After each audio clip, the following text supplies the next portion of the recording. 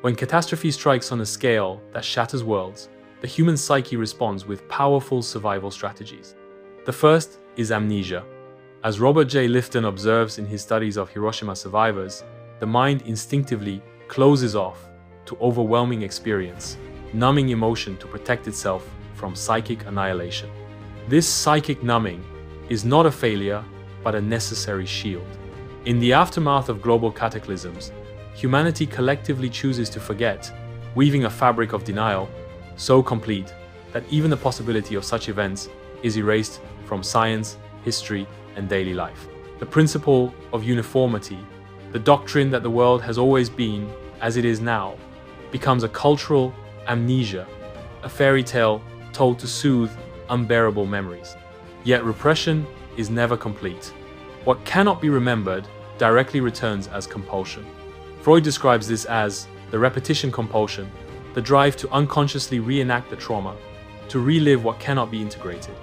On a personal level, this manifests as self-sabotage, addiction, and cycles of suffering.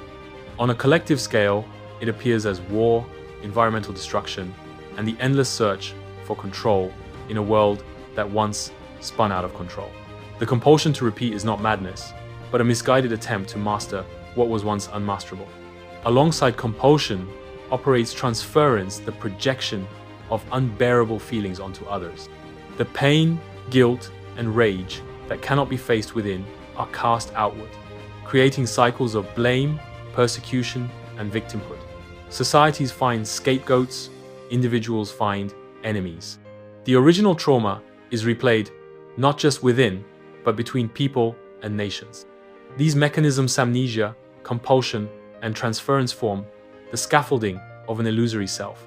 This self is built on negative beliefs, guilt, shame, judgment, and the conviction of unworthiness.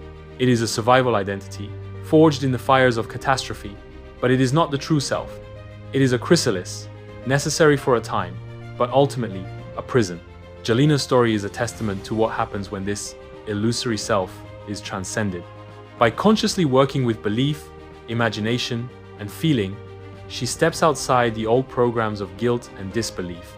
She claims her creative power and, in doing so, demonstrates that the true self is not bound by the traumas of the past.